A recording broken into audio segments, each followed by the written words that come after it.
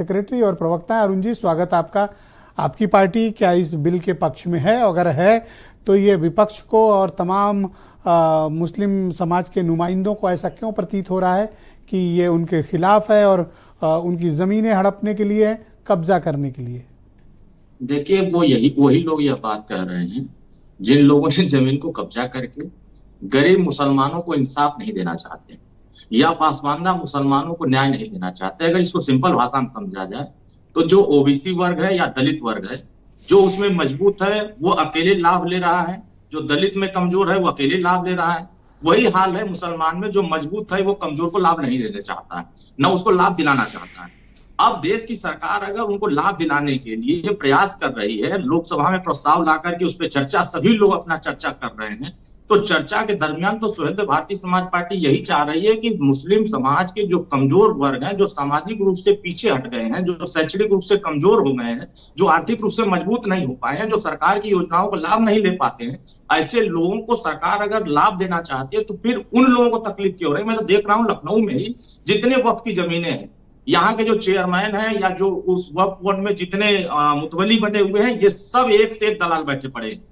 इतने बड़े बड़े घोटालेबाज हैं कि अगर इनकी फाइल मैं देखता हूं तो कोई 800 करोड़ का घोटालेबाज है, तो कोई 500 करोड़ का घोटालेबाज है, कोई 40 करोड़ का घोटालेबाज है। तो इसका मतलब कि ये वक्फ की जमीनों पर क्या कर रहे हैं?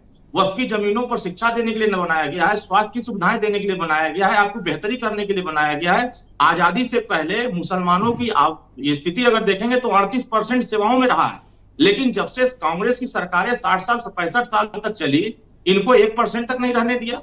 2013 में सिर्फ वोट की राजनीति किया है, इनका मूल एजेंडा रहा है कि विपक्ष मुसलमानों को डरा रहा है और आप लोग मोहब्बत भरा पैगाम भेज रहे हैं, इसको इस तरह मानिए। अगर आप उठाकर देखेंगे, मैं 3 जातियों का नाम गिना दूं, शेख, सैयद, पठान और सिद्दीकी और मिर्जा।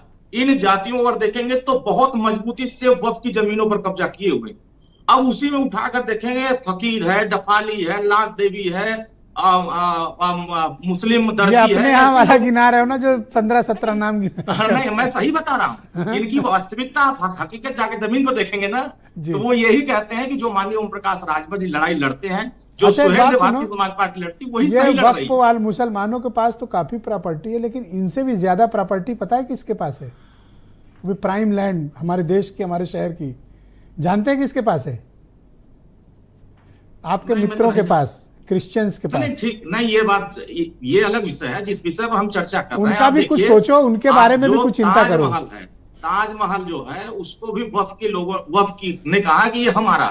अभी बनारस में जो मस्जिद जिसपे चर्चा हो रही थी, बनारस बाबा विश्वनाथ के बगल में जिसपे चर्चा, वो भी क्रिश्चियंस इनके दोस्त है तो ये नाम लेने में भी डर रहे हैं, इनकी हवा निकल गई।